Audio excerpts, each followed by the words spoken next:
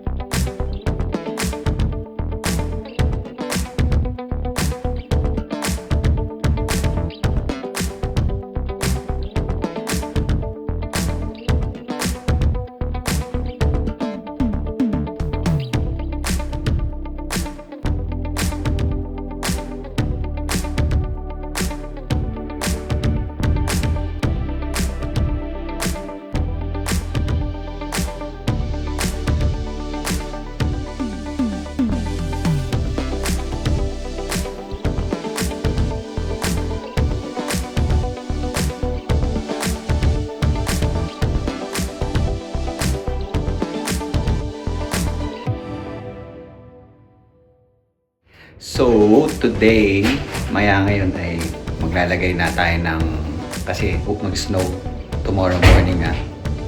So, maglalagay tayo ng itanong mo sa mga bata. Ba't mo itanong sa mga bata? Asin. Corny. Corny.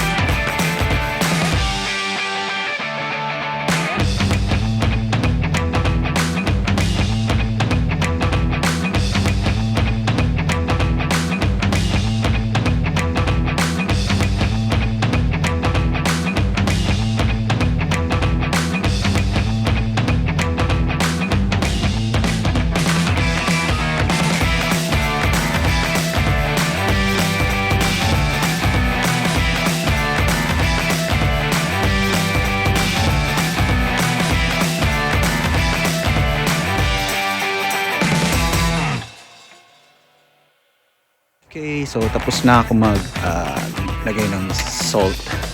So, I'm ready for tomorrow's snowstorm. Hopefully, huwag masyadong malaki. Mataas ang snow. Bye! Good morning! So, Monday morning na. And, nag-i-snow na. So, hindi pa ganun kalaki yung kadami yung snow sa lupa. Pero magbe-breakfast muna ako. Si Cute, nasa work na. So, pumasok na siya. So, ayun si Cute, working from home. Working from home si Cute. And, kain muna ako ng almusal ko with my favorite sausawan. So, yan. Longganisa, itlog, at fried rice and coffee. Maya pakita ko sa inyo ang itsura nung labas pagkatapos ko kumain. So, see you later. It's 10:35 in the morning. So, tingnan natin kung gaano ka ang snow. Pero nag-accumulate na yung snow eh. Yan. So, may police. Yun. Sisimula na mag-snow. Ewan ko kung nakikita niyo yung patak ng snow. Pero sa mga major roads, ayan, malakas na yung snow. Sana nakikita niyo. So yun. Ayan na. So mamaya pa raw 12 PM ang kasagsagan ng snow. Ayan, nag-start na siyang magmalakas ang snow. Lumalakas na. Ayan, so makikita nyo mas lumalaki na yung Malaki na yung patak. Yan. Oh my God. So nakikita nyo ba yan? So yan. Yan na. Nagsisimula na sila mag-accumulate ng snow. Okay, after 1 hour, yan, makikita nyo na medyo makapal na yung snow. Yan. Yan. So, yun o. Yung driveway ko, medyo napupuno na siya. Nag-snow pa rin. So, sa ngayon, state of emergency ngayon. So, wala masyadong sasakyan na dumadaan. Hello! So, ngayon, huminto na yung snow. Ang maganda dito is hindi ganun kalakas yung snow at nakatulong yung paglagay ko ng asin. Kaya konti lang yung ipoplow namin ng anak ko. So, pakita ko sa inyo mamaya paano namin i-blow. Ayan o, yung mga natunaw na dahil sa salt. Ayan lang ang ipoplow namin. Madali lang to. Chicken lang to.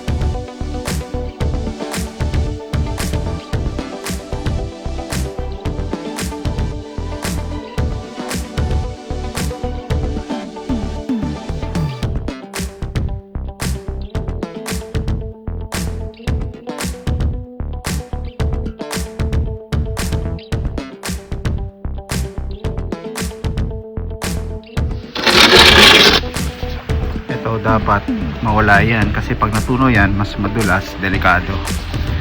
So try natin.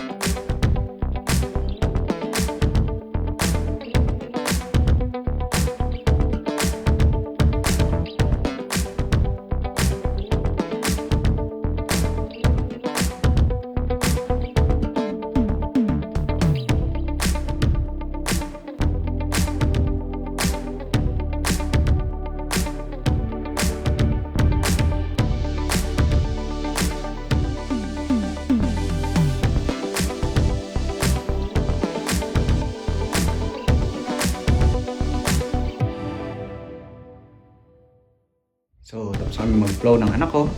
Hindi naman ganun karami, pero nakakapagod pa rin. Sabi nila Saturday na meron pa rin snowstorm. So, sana hindi ganun ka taas ang snow.